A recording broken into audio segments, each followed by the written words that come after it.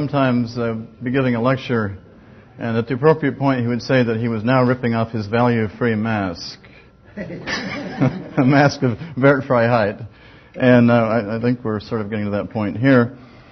This topic, historians of the welfare-warfare state, actually reveals the dialectical cleverness of the Mises Institute. If you'll notice, the first talk this morning was about the welfare state, then we had one about the warfare state, and now we have the higher synthesis. So we're reaching the Hegelian moment with this talk. So I admit it'll be a little bit stream of consciousness and bibliography, but nonetheless, the phrase welfare-warfare state, as far as I know, was invented, it was certainly popularized by Murray Rothbard, and as far as I know, it first appears in a book edited, The Great Society Reader, and Rothbard contributed a libertarian critique of the Great Society to that mostly New Left book, and laid out this concept of the welfare-warfare state. And this is a very useful term because it bypasses some of the usual ideological mystification.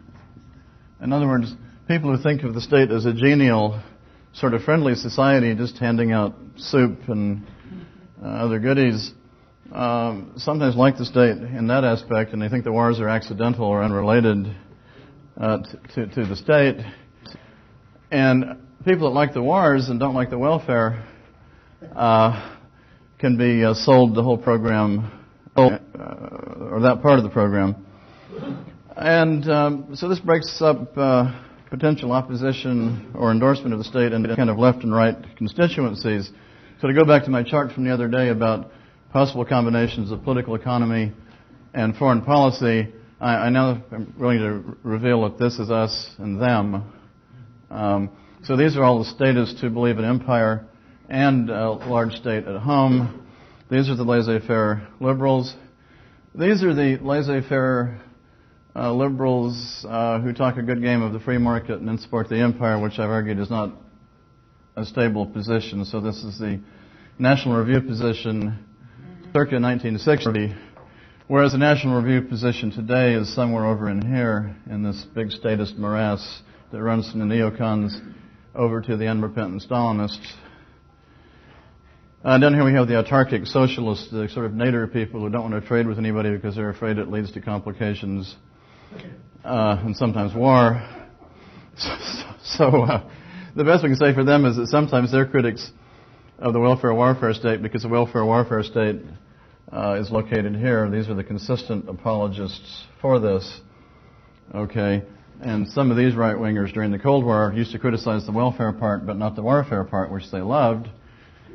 And some of the autarkic, or some of the socialists within this coalition, well, they pretty much endorsed the whole thing. These socialists, and here we might put William F. Williams, who, and Charles Beard is a sort of a autarkic corporatist thinker, are able to see both sides of the coin and be critics. So these two groups can be critics of the welfare-warfare state. Okay. Now, among the few exceptions, of course, to the general right-wing position in the Cold War was Murray Rothbard, who didn't like the welfare or the warfare. So he had this admirable consistency, which he shared with just a few other people. Arthur Ekerch might be mentioned, who was a classical liberal historian of the period, did a number of general books, the most famous of which is The Decline of American Liberalism, noticing these connections between... he also did a very good essay on progressivism in the Journal of Libertarian Studies sometime around 1979 on the character of the progressive era as being statist in all areas. Okay. Now, in Rothbard's analysis, he proceeded from what you might call the classical liberal exploitation theory, the theory that when the state's doing something, there is plunder involved somewhere, and you just have to find out how the plunder is working. And this derived from the analysis of people like Cobden and Bright, Bastiat, John C. Calhoun, Franz Oppenheimer, all people who thought there was something fishy about the state taking money from people and then claiming it's doing these good deeds. So I want to proceed somewhat chronologically. Actually, I was looking through Hesiod. I was hoping that Hesiod around the 8th century BC had discovered this problem, but I couldn't find anything. So we'll start with John Bright, and I'll proceed sort of chronologically and bring the critics in as they criticize. John Bright made a famous comment. Now you have to understand that in Britain they had what was called indoor relief and outdoor relief. Indoor relief was they put you in this terrible workhouse and made you work. So it's kind of like Republican workfare, but about 40 times meaner.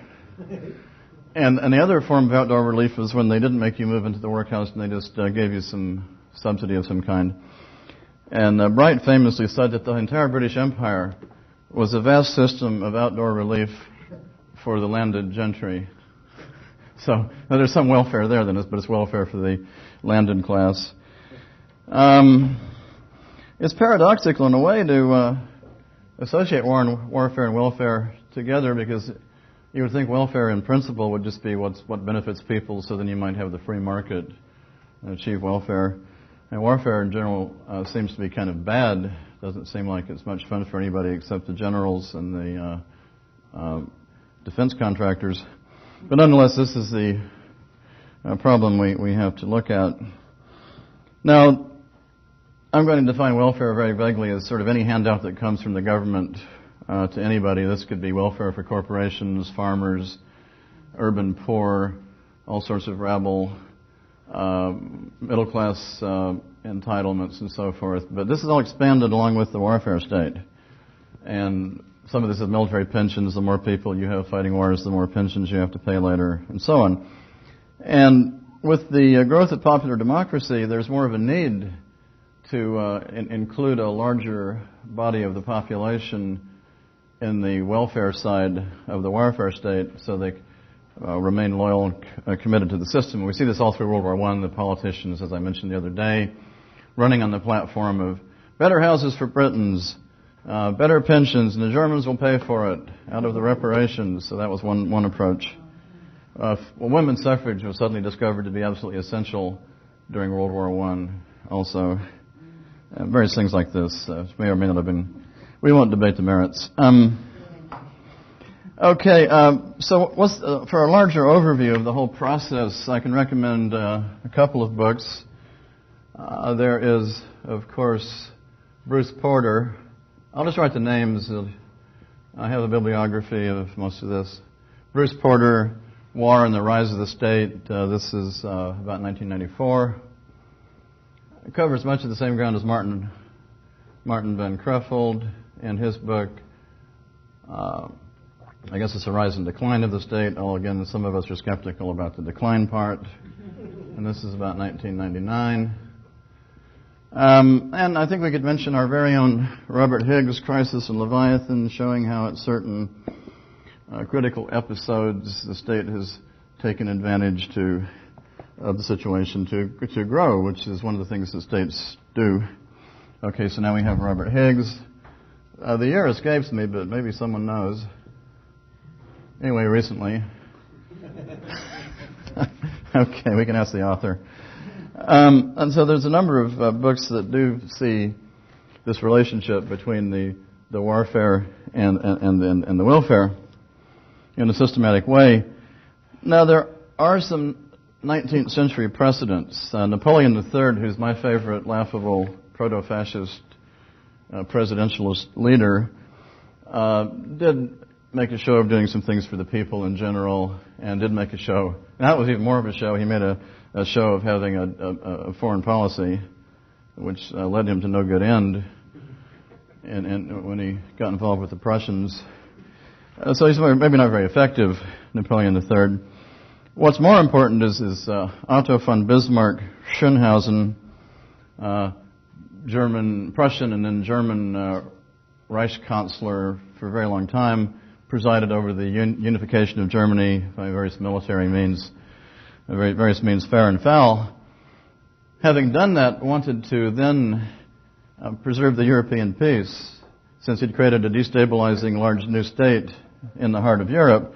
And to the extent that can be done, he was pretty good at trying to maintain the peace after he'd achieved his goals. But in a change of his political front, he abandons in 1879 the National Liberals, whom he hadn't liked that much. and pursues an integrated program based on high tariffs, subsidies to industry, and the beginnings of the welfare state to cement the loyalties of the workers to the system and to try to win them away from the socialist parties, which is already a big factor because there's universal manhood suffrage in Germany at this date, despite Mr. Rudy Rummel, who seems to think that this is not a factor in the German situation. There was universal manhood suffrage. And so this program can be viewed systematically, and I will here mention Mises as one of our historians of this system. Mises is certainly trained in historical method. Two of his first essays are empirical studies of the peasant question in Galicia and the child labor problem in upper or lower, some part of Austria, child labor problem. And in Omnipotent Government, he goes into analysis of how he believes the welfare and the warfare parts of the Bismarckian system fit together. And I could give you the page references, but I don't have the book in front of me. But nonetheless, interesting analysis of the connection between militarism and welfarism in the German Reich. F.A. Hayek also addresses this problem in The Road to Serfdom for a chapter or two, in the way in which real liberalism was squeezed out of the German political spectrum by a convergence of all of these socialists and militarists into social militarists. And next, much more recently, Ralph Raico, in his book Die Partei der Freiheit, has described the welfare and warfare sides and the unity of this process in late 19th century Germany. The chapter on Friedrich Naumann, aside from being a total demolition of Naumann, is very illustrative of these winds of doctrine which Naumann sort of embodies, always going around calling himself a national social, which isn't quite, it's a step away from another term, national social. So that's interesting. Unfortunately, this book is so far only in German, but I think some of the essays are available in English, and you might ask Professor Raico about that. Now we turn to Britain in the late 19th century, and there I will mention there's a series of books by Bernard Semmel, and one of these is called Imperialism and Social Reform, which is exactly what you'd expect. And then there's one, The Rise of Free Trade Imperialism, and there's a recent one. Semmel gets actually, each book doesn't seem to be as good as the previous book. Now he's come down to saying, well, there was an analysis of imperialism by various writers, and gosh, it seems like you'd either have to accept the market economy or not accept it, but he'd rather have protectionism for some reason, so he's become a left protectionist. I don't know why. But this first book, Imperialism and Social Reform, is very good in discussing the coalescence between elements in the English political spectrum, which included the Fabians, people like Bernard Shaw, and the ineffable Sidney and Beatrice Webb, who are having discussions with high Tories about how to build an efficient Britain, organized, efficient, kind of militarized, but socially friendly British Empire. Joseph Chamberlain might be mentioned in the Milner Group in this connection, the Milner Group having just lately been reorganizing South Africa. So I had some experience. So you have the social imperialism everywhere, this kind of combination of nationalism and socialism, these interesting phenomena. Now we turn to the United States and more historians. Well, we too had people who were aware of the systematic relationship between the expansion of the state at home and abroad, and who were in fact social imperialists and social militarists. Unfortunately, we refer to them as reformers. We refer to these people as progressives. Teddy Roosevelt somehow comes to mind. I mean, here's the man who wants to wave his big stick and also bust the trusts and uplift the working men with tariffs, the high tariffs, which are the cause of American prosperity, all this sort of good stuff. And I have here a quote, if someone didn't liberate the book from me. Well, I had the quote. Oh, I'm sorry, I've got a photocopy. I'm just not paying attention. But a quote from John W. Burgess, who was a progressive, but like a lot of people, he had second thoughts. This is going around lately, Second Thoughts. You might look at my review of the Ronald Radosh book. And this is from his book, Reconciliation of Government with Liberty. Well, all I can say is good luck.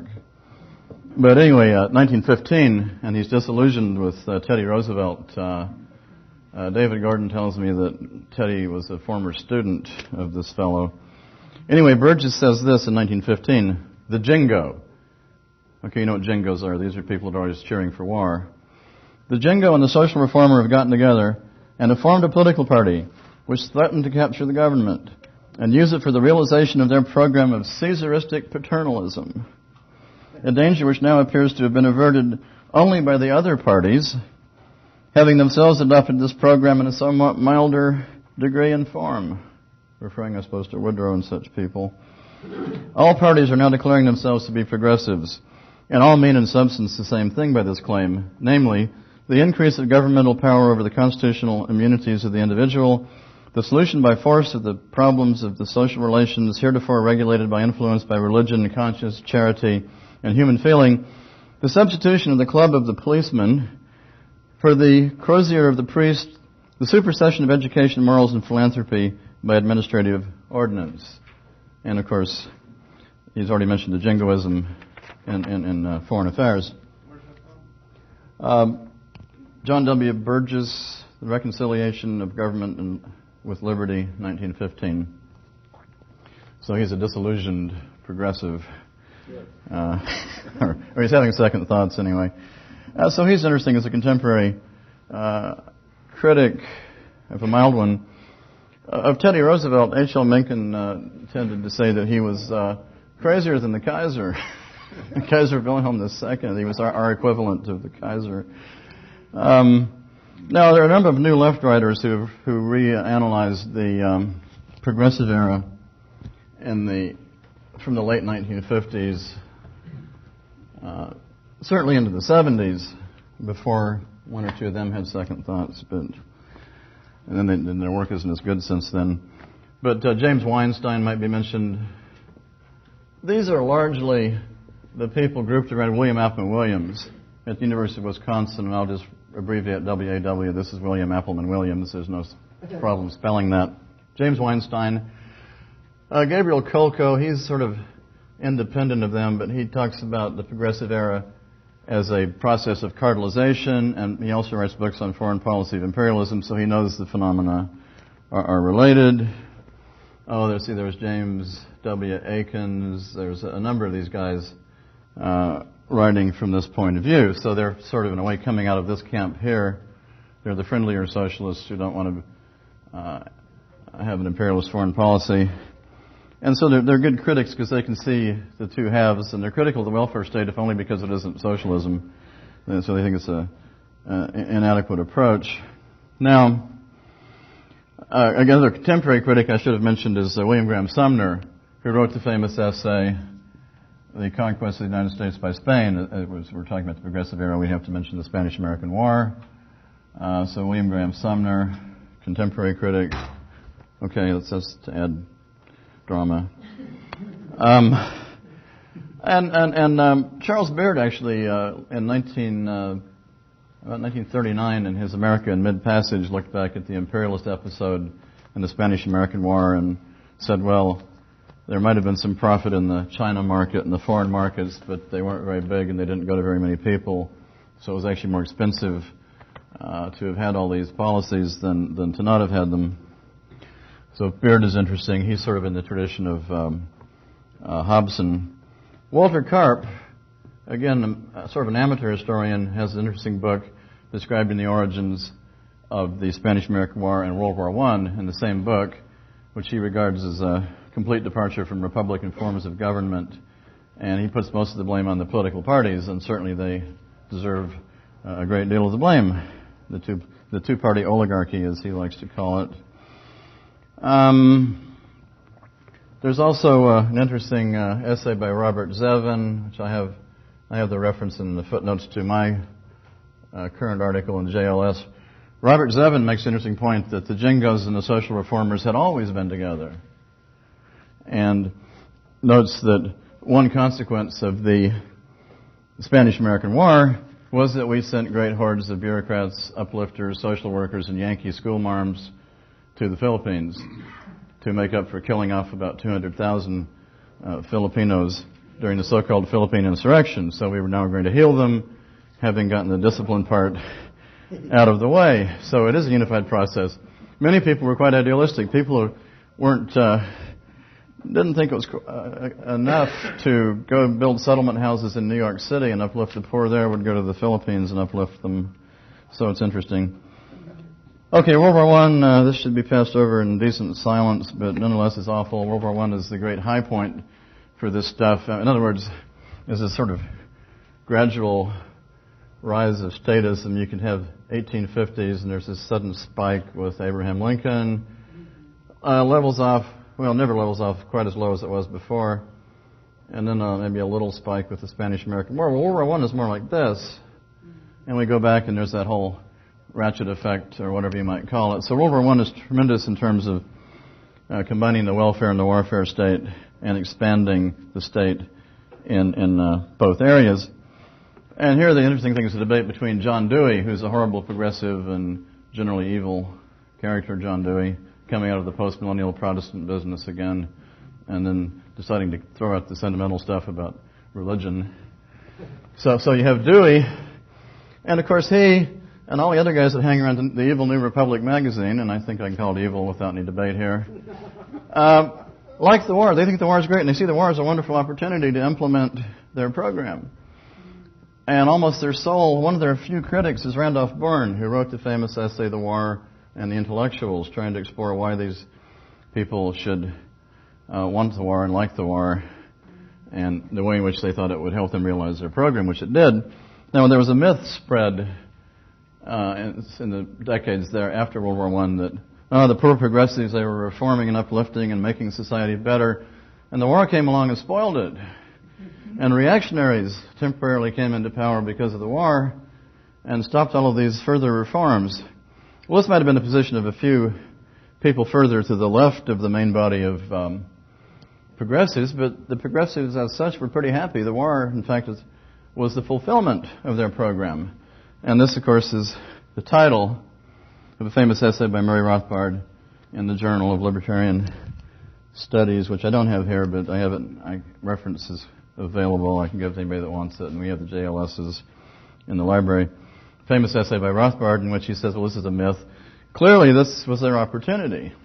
In fact, they're unhappy when the war is over, because then things go back for a while to relative normalcy, to use that Republican word. And they're frustrated. And all the wartime planners like Baruch are waiting for a new crisis so they can reintroduce corporatism and revive something like the War Industries Board in peacetime, which, of course, they get in the Depression. Now, I should footnote this by saying that this whole process, we could sort of subsume this whole process under what Professor Gottfried calls the rise of the managerial, can't read that really, but the managerial ideology or managerial practice, public administration, in which case we can create an interesting ideological link back to Auguste Comte and the positivists as some of the first conscious ideologists of this lovely system. Okay, now, forging ahead, we notice that Rothbard running through this whole discussion. Of course, Rothbard seems to have a good essay on, or several, on any period that we could discuss. So you could almost put together a book of these essays and have the real history of the recent century.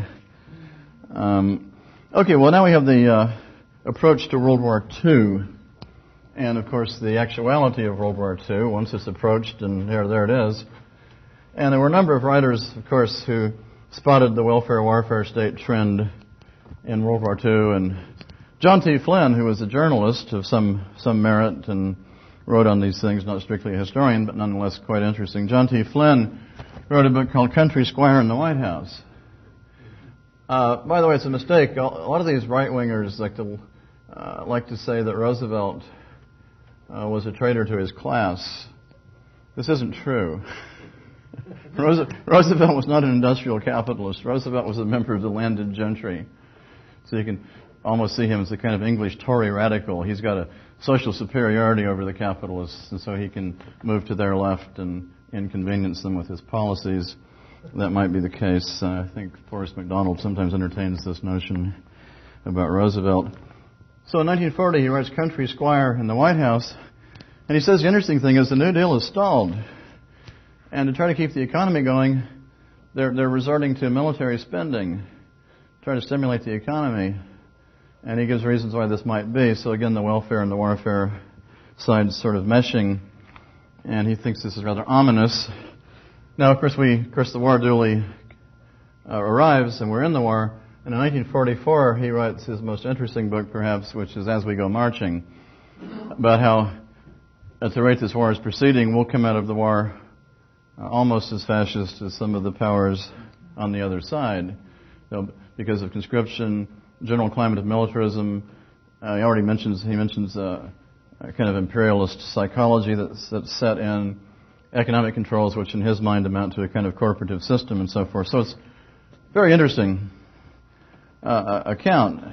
Now, he kept writing this kind of stuff in the post-war period, which is why I think someone said he famously had a manuscript returned by William F. Buckley, who didn't want to hear about all this sentimental stuff about how there could be too much military spending. So he didn't get published by National Review after that.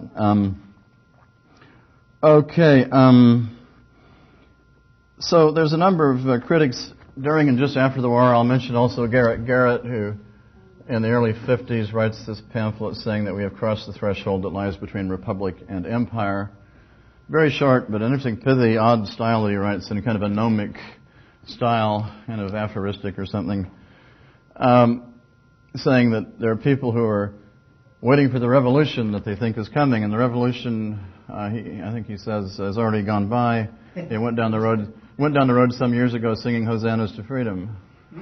The revolution within the form had already occurred, and we no longer had a republic. And this, of course, was the work of the New Deal. Okay. Of course, also, and just after the war, and even Charles Beard, the great progressive historian, was writing critical books on Roosevelt's foreign policy just after the war, and dismissed as a senile old fool by the historical profession. Of course, Harry Elmer Barnes, the very feisty, and still something of a progressive, but hated the wars. Harry Elmer Barnes, we kind of put him in this camp with the autarkic progressives, was writing, or at least putting together symposia against the war, like Perpetual War for Perpetual Peace. And from another quarter altogether, Charles Callan Tansel, sort of pro-Confederate Catholic historian, also calling into question some aspects of Roosevelt's foreign policy, like the idea that they had no idea the Japanese might think of bombing Pearl Harbor. They expected the Japanese to bomb something else. Anyways, looking into that interesting problem. Now, there's an interesting body of literature on wartime planning. And you look at the literature on wartime planning, you see that, and this is while we're still an ally of dear old Uncle Joe. And people are assuming maybe we'll get along with this monster after the war. So there's not really an Uncle Joe problem yet. But they're already projecting huge amounts of American military spending, overseas bases, a virtual American empire, without any reason. You defeat the Axis enemy and there's supposed to be a better world. But they're already projecting this larger military. And I tend to say, well, clearly this has something to do with what William F. Williams and his school refer to as open door empire. That is this neo-mercantilist conception of trade, in which the government goes out and beats down barriers to trade and helps the capitalists, and that's the only thing that will make the economy boom. Apparently the economy would collapse without this particular form of corporate welfare in the foreign trade sphere. So again, Akins and Williams and some other people contributed essays in a very interesting book called The Corporations in the Cold War, edited by David Horowitz before he had his second thoughts, and then he had too few, I think, in some ways.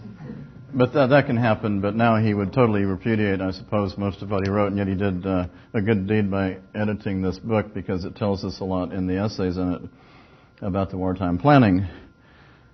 There's also, Noam Chomsky has a short essay on this topic, and so does James J. Martin. But a really central essay is the one by Murray Rothbard. And this is on New Deal foreign economic policy, that is monetary policy, the foreign policy of a New Deal in relation to money. Remember, we've gone off the gold standard, adopted basically a Keynesian model of how the economy has to be run, and now we want to be able to export our inflation. Dr. Hoppe talked about this whole thing yesterday. And there are certain powers that aren't cooperating. They're kind of bypassing the New York-London banking system, the Anglo-American banking system. And one of these fellows is Hitler, who says, well, these guys have rigged the international banking system against all of us aspiring powers, oppressed peoples and so forth. And so we're just going to bypass the credit system altogether. We're going to barter. So they say to the Bulgarians, well, we'll give you, 5,000 tons of shoes for 12,000 tons of potatoes or something. These big barter agreements are worked out. And it's hard to believe they can be very economic. But nonetheless, it bypassed the credit markets. And this so angers the American administration. And they're also angry about Italian and German competition for markets in Latin America, which is supposed to be our sphere of influence, that by about 1938, they're seriously ready to go to war with these powers. So and no war, and of course there is no war. The war hasn't broken out. I mean, war doesn't break out until September of 1939. These guys have already made the decision, basically, that if there's a war, they're going to be in it on the side of Britain. So that might be contingency planning, but you have to understand why they are thinking about this. They're not saying, there's a really military danger to the continental United States. They're saying, well, there's certain interests that we're pursuing. Same thing with Japan in the Pacific. We've had this delusion about the China market, sell every Chinaman a pair of shoes, and that's quite a few shoes. And so we don't like the Japanese carving out their sphere of influence in China, because we've got our sphere of influence, but that's different. Latin America is entirely different. Okay, so you could be cynical, I guess, or you could find it amusing. I think Dr. Higgs mentioned that. Okay, so the Rothbard essay is in a collection edited by James Martin and Leonard Liggio. This is about 1970. Can't spell Liggio today. 1976, called Watershed of Empire. There are some copies in this library. I think it's out of print, but the essay by Rothbard will be reprinted in a new book to be published by the Mises Institute. This is Rothbard's essays on monetary history. Okay, now as a final sally about World War II, how did the other side see it? How did these guys, the statist squared here, how did they see the relationship of warfare and welfare? Well, Harry Hopkins, FDR's great factotum and errand boy and general all-around advisor, Harry Hopkins said that World War II was a great crusade for the universal New Deal. Everyone should have the New Deal. And it was the century of the common man, and he was going to bring the common man the New Deal, whether the common man wanted it or not, I guess. So it was a great crusade. So it is the universal New Deal.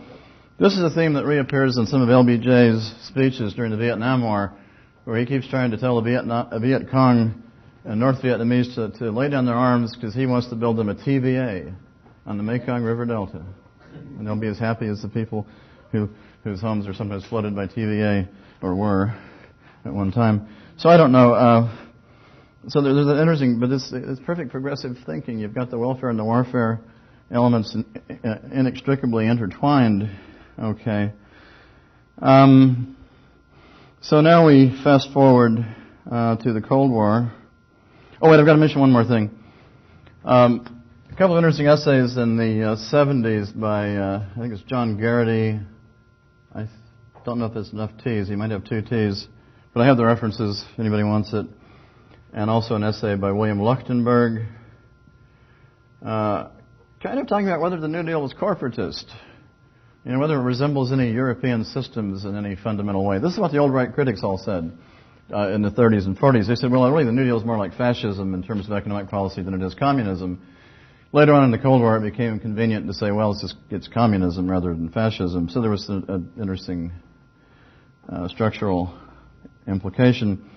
And what's interesting is that, I think in Luchtenberg's article in the American Historical Review, he has some pictures, and there's some discussion of the WPA and all the guys marching around with shovels to plant trees, and they're sort of in military formation. And it reminds me of a certain film made in Germany in the 30s, where the guys are marching around in uniform, and they have uniforms on and military drill, but all they're going to do is plant trees. So it's very nice. It's welfare. It's sort of ecologically nice, but they're in uniform for some reason and have a military structure, but they're only planting trees. So these regimes fighting the Depression militarize the potential the recipients of aid. One wonders why that might be. Okay. Now the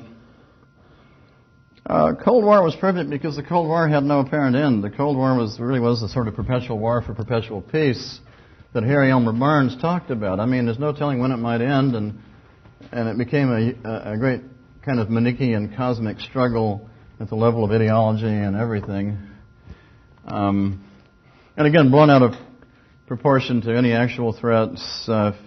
People have compared the things that these generals said in private to what they said in public. There's a famous thing about Lucius Clay, I believe it was, saying that the Soviets might roll into Western Europe next week. And they asked him later why he said that. He said, well, we needed the appropriation, and my superiors needed me to say something inflammatory. So this sort of thing happened all the time.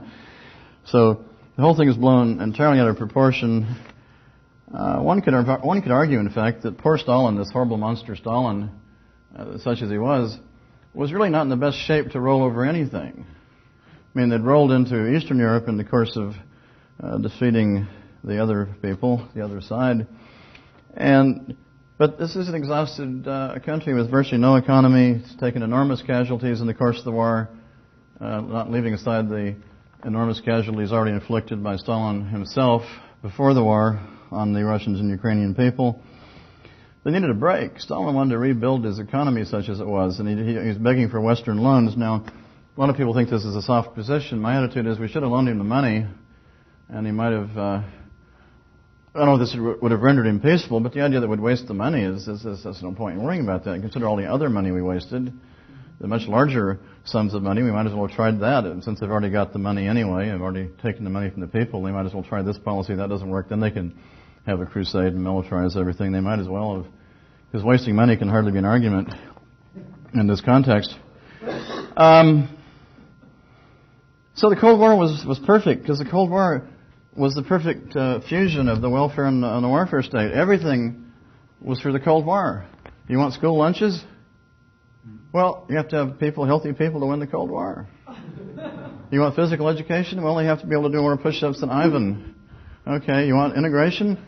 Well, we have to integrate so that the nice non-aligned third world despotisms and dictatorships and hellholes will like us better and not become aligned with the Soviets.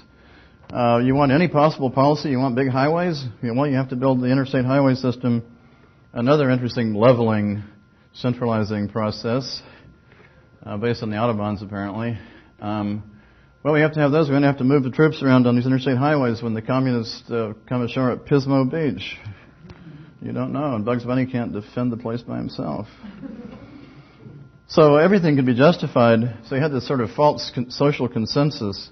Everything was thrown in the hopper. You need more education? Well, it'll be a defense education bill. Whatever it could have been. You want better shoes? Well, there'll be a defense shoe bill. It was endless. And of course, this brings us to the military and industrial, some people say congressional complex. And this is quite interesting. By the way, I would mention that the committee chairman referred to tended to be Southerners because of their longevity on the committees and the one-party system. I would tend in my present position to think of them as maybe scalawags in some way, but we don't need to go into that. Anyway, so you have this huge complex that even Eisenhower complained about as he was leaving office. And a number of analysts talked about this, and I'll mention them before How am I doing on time? Okay. Well, as I understand it, the infamous National Security Council Memo 68 is actually it was declassified sometime in the late 70s, so we certainly could look at that. C. Wright Mills, although he was a bit undisciplined in his rhetoric at times. Had a lot to say about the Cold War. He talked about crackpot realism, as Dr. Higgs pointed out. Had a book called The Causes of World War III. And in fact, he's one of the few people in the whole period in his Causes of World War III, which was regarded as a dangerous leftist book, one of the few people to actually criticize terror bombing, which had been done in Korea on the model of the World War II bombing. One of the few people, I think, Richard Weaver. Otherwise, it's a couple of maverick conservatives that complain about terror bombing. Felix Morley, people like that. So Mills is interesting. Again, William Appin Williams, as a critic of this emerging system, which he refers to as corporate syndicalism combined with the open door empire. Of course, Rothbard is developing his critique in this period, and so forth. So a political scientist named Howard Wiarda. I looked at a mountain of this literature on corporatism, and all these writers are political scientists. They don't want to give the Americans any corporatism. They say, oh, no, it's not corporatism because you don't have a pillarized and pelletized and organized system like they have in the Netherlands or Sweden, so you can't call what you have corporatism. It's just a bunch of pluralistic intervention.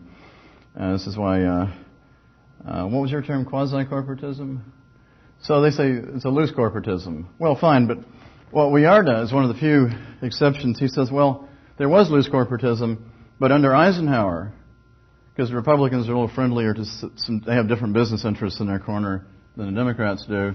Under Eisenhower, he believes there's a sudden period of galloping corporatism in the framework of the Cold War system. So we do have some, apparently, these cozy deals with defense contractors and subsidiary contractors and so on, which certainly would distort markets and all sorts of things you might complain about in this government business partnership. Okay. And there was an interesting paper from the early 1970s by Robert Bresler, reprinted, again a political scientist, reprinted in the collection edited by Kenneth Templeton. What is that? A Politicization of Society, about 1977.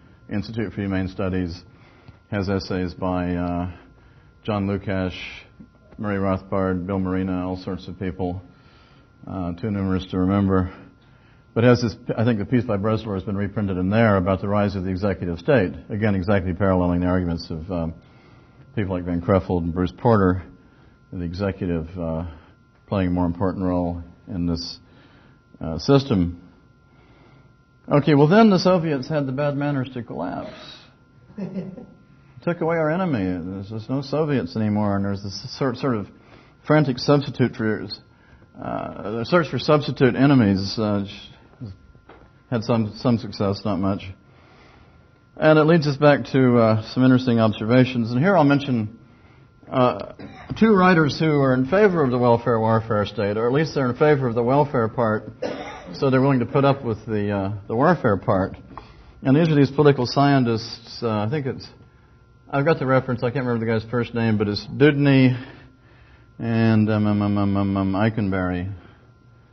And they wrote an interesting article in Foreign Policy in 1994. Foreign Policy is a journal that's competing now with Foreign Affairs. It's only a few years old. And in 1994, they wrote this article called After the Long War. And they're saying, in effect, oh, it's awful, it's horrible. Cold War is over. We can't justify all these programs. Why, we could sneak in 5 social programs a week before because of the Cold War. And suddenly this wonderful consensus is gone. And will the presidency weaken? Will the central government wither? Oh, it's just a horrible prospect for them. So, of course, I thought this was wonderful. And I used it as the basis of one of my columns. You know, saying this is a happy prospect. If it ever works out that way, I'll buy these guys a beer. And so far it hasn't really gotten very far because the state has found other ways to justify its existence. And this leads us to the Gottfriedian problem, that possibly the state, indeed, having grown up, all this welfarism and statism at home having grown up, kind of ridden piggyback on the war process, perhaps it has transcended the military origins. And Bruce Porter mentions this possibility in his book, that possibly the state has now transcended the military origins. People are used to it. And this is, of course, what Professor Gottfried worries about, and Martin Van Crefeld might be too optimistic about. I have a quote in this connection. Now, this is an old right industrialist, Ernest Weir. He was the president of U.S. Steel. I think that's the company, anyway, a steel company. And he says this in 1951. He says, "As it is, we hear too little from our leadership that is positive and constructive. We are told that we must prepare to endure 5 to 10 to 20 years of tension." That means it would have been over in 1971. That would have been nicer. 20 years of tension, of expanding government and government costs, of widening government controls, of high taxes, of military service for our youth, of a garrison state economy. Think what this will mean. It will mean the end, by the end of 20 years, if it does end then, we will have had 2 whole generations of Americans who have never had the opportunity to know the real America. They will have no experience with the real individual independence that made this country great, but on the contrary, they will accept as an accustomed thing the detailed control over their private lives by a powerful central government. Well, I think that was an interesting warning. All too true. So my final comment is simply that rather than protecting us from Hobbes' war of all against all, the welfare warfare state produces it, and produces as much of it as we will put up with. That's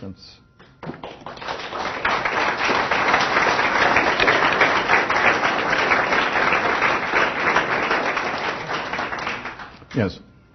Unless I just missed it, you did not mention the GI Bill.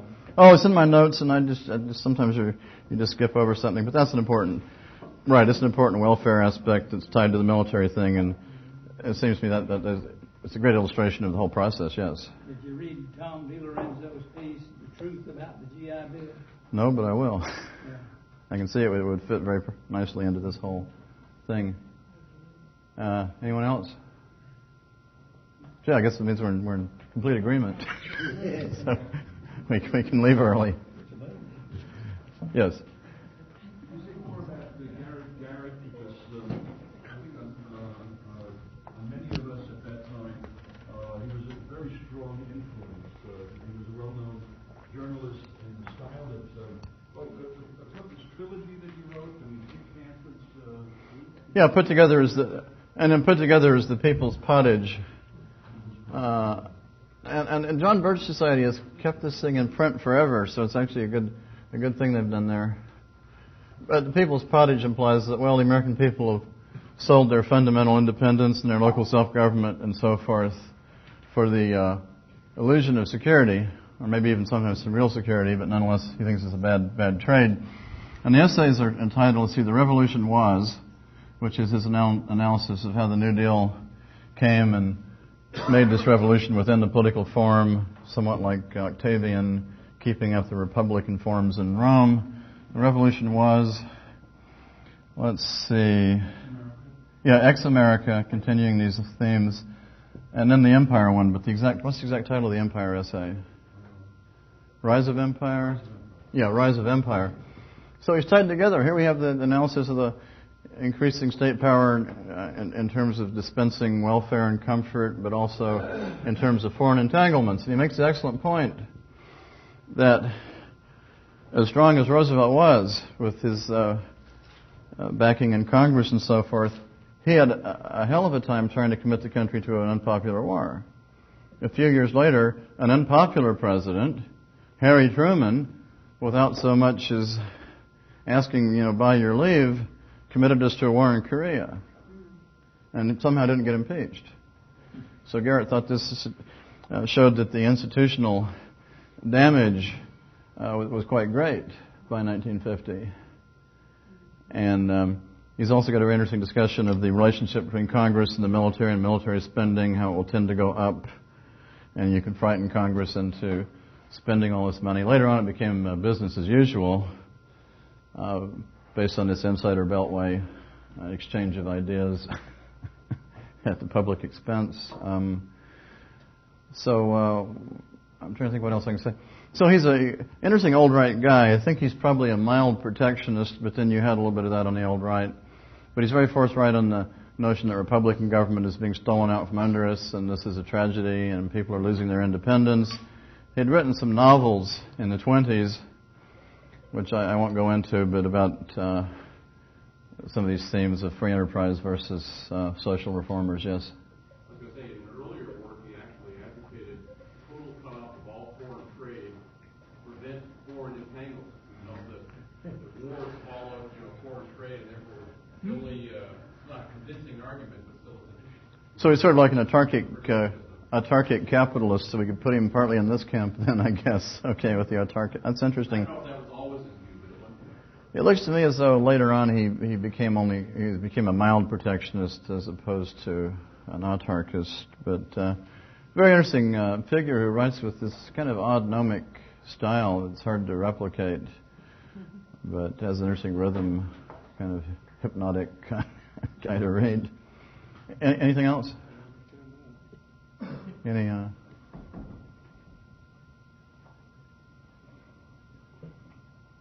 Okay, well, if there's no other comments, and we all agree. One thing you mentioned, could you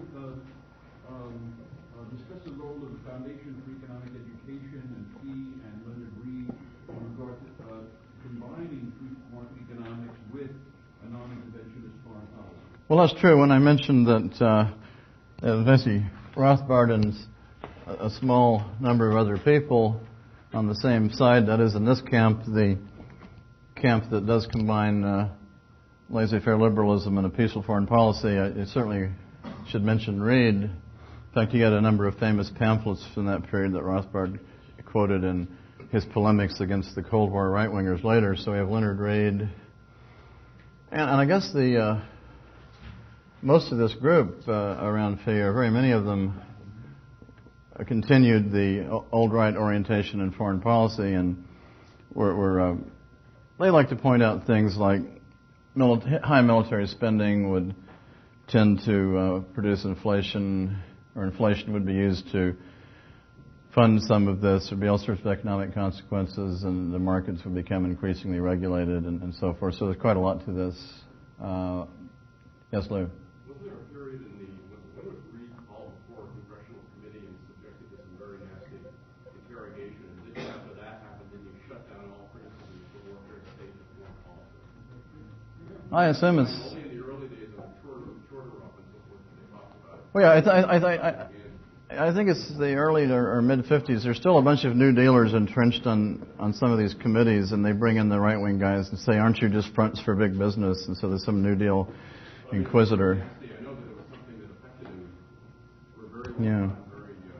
There may have been other threats too. Yeah, I don't know the date. I just would assume it's there in the mid-50s, but it could be earlier.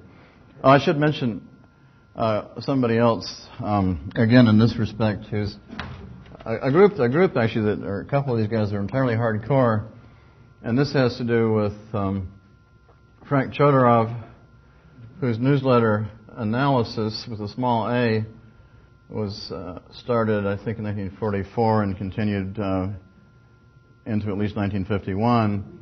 This is one of the places where Rothbard was first published. Rothbard reviewed Human Action in this little 4-page, big pages like newspaper size, and so on. And he was always a hardcore isolationist, anti-interventionist. And the other publication, Human Events, which has gone through some changes, Human Events founded again in the last part of the war, and then succumbing to Cold War ideology by about 1953, or well, maybe a little bit later, but succumbing to the Cold War point of view. But here you had Felix Morley and Frank Chodorov carrying on this same fight. And on the left, you had, correspondingly on the left, you had Politics, a strange journal called Politics on the left, a kind of pro-peace, where C. Wright Mills and Dwight MacDonald, a number of people. Yes? Yeah, the question is, how did some of these people end up as friends of Bill Buckley? Chodorov, Buckley wrote this very touching obituary, in contrast to very nasty words that he wrote about Murray Rothbard. Buckley, yes. That friendship remained intact. How did it form and how did it relate? Okay, well, my friend of mine has a theory about this. A friend of mine who's a lawyer who got sick of being a lawyer but does know some of this literature. He says, in a way, he thinks that Albert J. Nock had two disciples. One of them took the aristocratic pose from Nock. Now guess who that might be? And the other took the real ideology. That would be Chodorov. But maybe it's the connection to Nock that made it possible, or maybe Buckley's immense charm. I've always thought it would be an amazing visual spectacle to have him interview Mick Jagger. Sure, it'd be a war of tongues on the television, but nonetheless, maybe it's his charm. Yes, Lou. Buckley points, when Buckley came here a number of years ago to speak at Auburn, and John Neston sat next to him at dinner and wanted to talk to him about Nock, and he gave a very personal denunciation of Nock. I mean, just full of hatred. Oh, is that right? I'm not So going into the various charges, but I mean, it was very, very nasty. So he's not even a good disciple then. At this. Okay. the guy who was the facilitator of the change in human events from its old right ownership to its new right ownership was William J. Casey, OSS man and later CIA director, also the lawyer who incorporated national computer. Gee, do you find? Yes, I wouldn't find that suspicious. No. Okay. Interesting, fascinating. Yes. In the Blue Book of the John Birch Society, Welsh. I don't know when was that published, though. The Blue Book, 1958. 58. He was really. I remember reading that at the height of when the communists were in Nicaragua and said, "Oh boy, he's got it so wrong," and actually he got it so right. He was saying that the Soviets had maybe a slave empire. No way were they ever going to attack us because when they did, the slave nations would be rise up against them, and that the danger was in Washington D.C. And he laid that out very beautifully. And as I say, I was so sure he was wrong back when. Well, that was the problem with. He's so right. Well, that's the problem with Welch. He had a couple of points he clung to and would make all the time that were obviously not right. So it was easy for Buckley to purge him from the coalition. But then he did. But the Birchers did have this real kind of desire to get out of Vietnam. Lou. I was going to say that's of course why Buckley purged him. Yeah, they had this latent isolationism. Purge, although we mentioned the Eisenhower business and so forth, it's actually Welch's criticism of the war in Vietnam that is the reason for Buckley wanting to get rid of him. Yeah, I'm sure that's. There's a note in my book on the conservative movement very long ago, which I'm indebted to David Gordon here about the break between Buckley and the John Birch Society, and indeed it is over the war in Vietnam. Oh, yeah. That makes perfectly good sense because, again, they're really closer to this position than that position. Well, I suppose that's sufficient then, unless there's one more. Okay. Well, we all agree then, more or less.